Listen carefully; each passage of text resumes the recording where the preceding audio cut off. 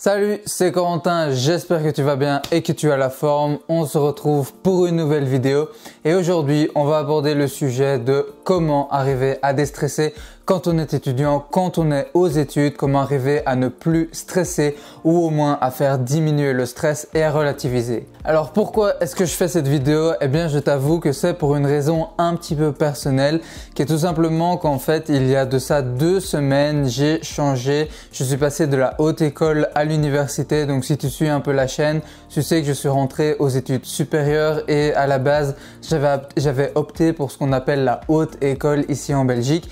Eh bien j'ai fait finalement la transition vers l'université. Enfin voilà, ça ce sera pour une autre vidéo, cette petite histoire là.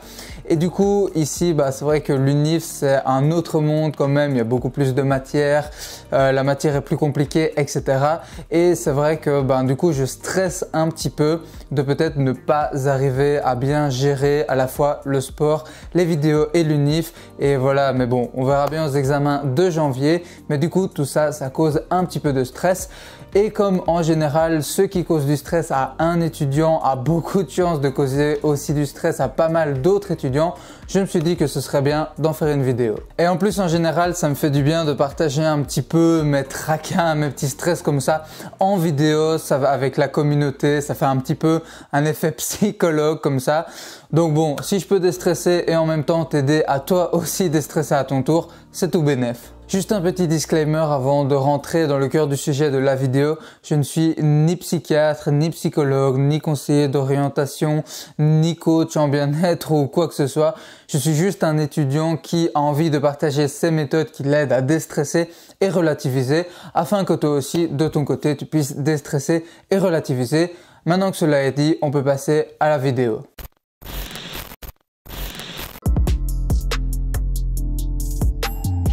Pour ce premier point, à savoir faire du sport afin de déstresser, afin de relativiser, d'abord une petite explication scientifique et puis ensuite une explication un petit peu plus psychologique. L'explication scientifique, c'est tout simplement que quand on fait du sport, eh bien le corps libère ce qui s'appelle des endorphines. C'est une substance chimique qui sont des neurotransmetteurs. Enfin voilà, pour la petite info de culture générale. Et ces endorphines, eh bien elles ont tendance à nous faire nous sentir assez bien, à nous faire un petit peu planer. Parfois on les compare un petit peu même à de la drogue et c'est vrai que en général plus on a d'endorphines et plus la séance est intense, plus l'entraînement est intense, plus on a d'endorphines qui sont libérées dans le corps, plus on se sent planer, mieux on se sent, etc. Et surtout elles aident beaucoup du coup à relativiser, à déstresser. On se sent beaucoup plus libre au niveau de l'esprit, on a beaucoup moins de tracas, les infos sont mieux rangées, etc.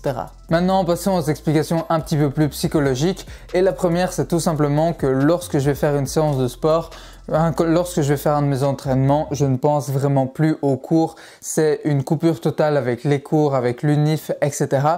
Et du coup, ça me permet vraiment de mettre un petit peu en place toutes les infos que j'ai dans ma tête, à faire baisser le stress puisque forcément le stress qui est provoqué par les cours, par l'unif, si je ne pense plus aux cours et à l'unif, il va descendre. Donc ça c'est la première raison. Deuxièmement, c'est qu'à chaque fois que je fais un entraînement, je me rends compte et je me rappelle que renforcer son esprit, avoir plus de connaissances dans le crâne, c'est très bien, mais renforcer son physique et être en bonne santé, c'est aussi très bien et c'est même encore mieux selon moi. Troisièmement, c'est que lorsque j'arrive à vraiment terminer un entraînement, une séance très difficile, je me dis que si j'ai réussi à aller puiser aussi loin dans mon mental pour achever cet entraînement, eh bien je peux aussi le faire pour les cours, lorsqu'il y aura des moments plus difficiles, par exemple pour le blocus, pendant les examens, etc. Quatrièmement, c'est que le fait d'être dehors, d'être dans la nature, de sentir l'air frais ou bien d'être entouré vraiment d'éléments naturels, comme si par exemple on va nager en piscine, en général ça fait beaucoup de bien au moral, ça permet également de déstresser et même encore mieux, ça permet d'arriver à mieux se concentrer par la suite. C'est exactement ce qu'explique Cal Newport dans son livre Deep Work. Bon, ici c'est en néerlandais, vous tracassez pas. Et lui-même se base sur des études scientifiques, donc c'est pas n'importe quoi. Juste une petite précision avant de passer au point suivant. Personnellement, le sport est l'activité qui pour moi me fait le plus déstresser et me fait le plus relativiser. Mais pour d'autres étudiants, ce sera peut-être par exemple la méditation ou la respiration contrôlée ou le yoga ou une activité plus créative ou encore plein d'autres activités. Par exemple aussi pour moi, rien que le fait de tourner des vidéos, de travailler sur mon projet YouTube, ça permet aussi de complètement me faire penser à autre chose et à me faire déstresser. J'avoue que j'ai de la chance d'avoir un bon petit cercle d'amis et une famille avec laquelle je m'entends en général très bien et donc rien que le fait de passer du temps avec eux permet de me faire déstresser. De nouveau, passer du temps avec ma famille et mes amis, ça permet de me faire relativiser et de me rendre compte que de nouveau les cours, l'école, les examens, les points, etc. c'est très bien mais il y a quand même beaucoup plus important dans la vie. Par exemple, je préférerais 1000 fois, mais alors là vous imaginez pas, même beaucoup plus que 1000 fois, rater mon année ici à l'UNIF plutôt que de perdre un membre de ma famille ou un de mes amis, ou bien juste que le fait d'avoir de mauvaises relations avec ma famille ou de ne pas avoir d'amis. En plus au niveau de mon groupe d'amis, je suis un petit peu le stressé de la bande, du coup ça fait vraiment du bien de pouvoir passer du temps avec mes amis qui sont aussi des étudiants, mais qui sont pour la plupart beaucoup moins stressés que moi. Et je pense qu'en général, le fait d'avoir un groupe d'amis où il y a un petit peu un mélange entre des étudiants, des amis qui sont un petit peu plus stressés, un petit peu plus minutieux, qui aiment vraiment bien faire les choses, qui même aiment parfois un petit peu trop bien faire les choses, et d'autres qui sont un petit peu plus cool Raoul, voire un petit peu je m'en foutiste, voire même un petit peu trop à certains moments de l'année, eh bien ça permet d'avoir une bonne symbiose dans le groupe, un bon équilibre. Comme ça les étudiants qui sont un petit peu plus cool Raoul peuvent déstresser ceux qui sont plus stressés et ceux qui sont plus minutieux, qui aiment bien faire les choses, peuvent un petit peu mettre des coups de pied au cul, peuvent un petit peu tirer vers le haut ceux qui ont parfois besoin d'un petit coup de fouet. Et puis même en général, l'être humain reste un animal sociable, quoi qu'on dise, et donc en général, passer du temps avec d'autres êtres humains avec qui il s'entend bien, ça lui fait du bien et ça lui permet de déstresser. Mon stress vient en général du fait d'avoir un gros brouillard mental dans ma tête, d'avoir plein d'infos et que je n'arrive pas vraiment à m'y retrouver parmi toutes ces infos, que ce soit un petit peu de trop dans ma tête entre guillemets. Et du coup, pour remédier à ce problème, je note presque tout par écrit. Je note d'abord tout ce que je dois faire pour les cours dans mon agenda, comme ça je n'ai plus à y penser, ça ne reste plus sur ma tête, c'est sur le papier et chaque jour j'ouvre juste mon agenda et je regarde ce que j'ai à faire. Ensuite je note presque toutes les idées qui me viennent en tête, que pour tout ce qui est les vidéos, les podcasts, la newsletter, d'ailleurs entre parenthèses, tous les liens pour principalement le podcast et la newsletter se trouvent dans la description de la vidéo. Je note tout ça sur mon téléphone, comme ça de nouveau je n'ai pas les idées qui flottent dans ma tête et juste tout est dans mes mémos sur mon téléphone, il y a des centaines de milliers de notes là-dessus. Et puis aussi je note sur mon téléphone tout ce qui est un petit peu plus au niveau du planning et des choses que j'ai à faire. J'ai toute une liste de choses à faire qu'en général je reporte un petit peu à plus tard, qui sont des choses pas trop importantes mais au moins je sais que je dois les faire.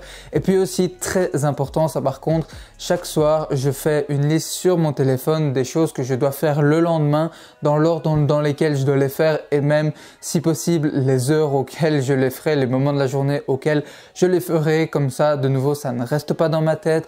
Le matin je n'ai qu'à me lever, à regarder la liste dans mes mémos de ce que je dois faire. Et voilà, c'est parti. Et ça, c'est aussi un très bon tips pour la productivité. Et puis finalement, je note aussi certaines de mes pensées et la plupart de mes objectifs dans ce petit carnet bleu assez spécial et aussi sur l'application Notion, peut-être que vous connaissez déjà. Je compte faire une vidéo sur cette appli sur la chaîne car elle a vraiment révolutionné ma vie. Je le fais beaucoup moins souvent que le reste, que ce que je vous ai dit avant, mais quand une pensée m'obsède vraiment trop, eh bien je la note dans ce carnet ou bien sur Notion et comme ça sort de ma tête. Je trouve vraiment que le fait d'écrire noir sur blanc toutes les pensées, toutes les infos qui stagnent dans notre tête, qui créent vraiment un brouillard mental, c'est un petit peu comme si on avait un énorme sac de pierres qu'on portait sur soi et puis qu'on peut enfin le poser à terre, donc forcément on se sent beaucoup plus léger. Et là, pour le fait d'écrire tout ce qui nous passe par la tête, eh bien on se sent plus léger dans notre esprit, on voit beaucoup plus clair, on a moins de brouillard mental et du coup forcément ça nous stresse aussi, ça nous permet aussi de moins stresser. Quand j'ai le stress qui monte vraiment de trop et que même avec le sport, la famille, les amis et l'écriture, je n'arrive pas à déstresser, eh bien j'essaye vraiment de relativiser. Par relativiser ici, j'entends personnellement le fait de comparer ma situation actuelle à l'instant T avec des situations bien pires que j'ai déjà connues ou avec des situations que je ne vis pas et que je ne vivrai probablement jamais mais qui se passent bel et bien dans le monde. Par exemple, si je stresse vraiment de trop pour les examens à venir car j'ai peur tout simplement de ne pas y arriver, de mal gérer le blocus, de rater, etc. J'essaye vraiment de me poser un instant et de me dire « Ok, même si je ratais mes examens, c'est quand même pas la fin du monde, il y a bien pire. » Rappelle-toi un petit peu ce moment où tu t'es vraiment senti mal, où tu étais vraiment dans la merde, où tu étais vraiment pas bien, où tu étais vraiment triste. Et comparé à ça, forcément ça paraît beaucoup moins important. Ou bien j'essaye de me dire, il y a quand même des gens sur cette terre qui ne savent pas s'ils vont pouvoir manger demain, qui ne savent pas où ils vont se loger, qui perdent des proches, qui subissent la guerre, etc.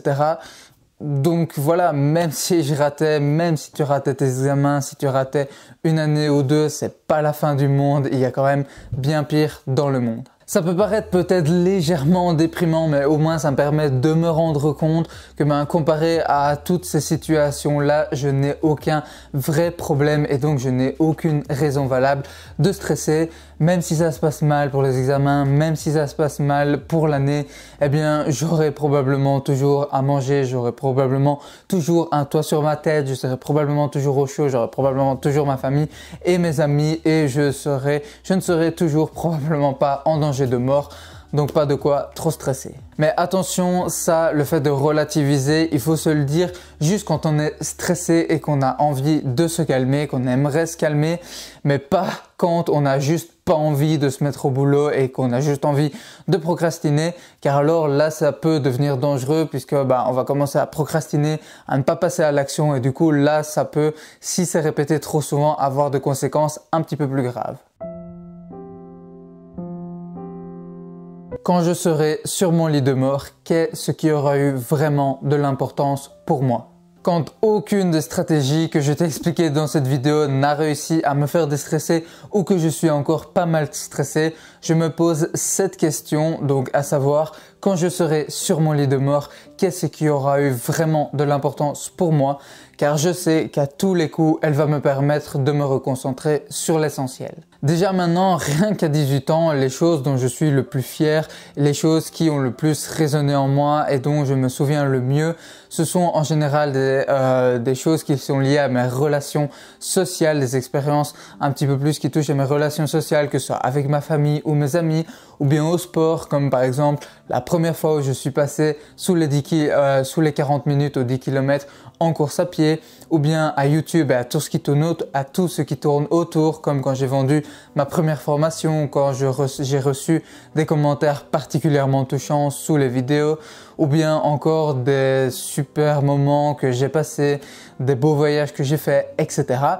Mais jamais mes meilleurs souvenirs, mes meilleurs moments dont je me rappelle, ce sont les fois où j'ai eu un 20 sur 20 ou bien par exemple mon diplôme du secondaire de l'année dernière où j'ai eu de très bons points.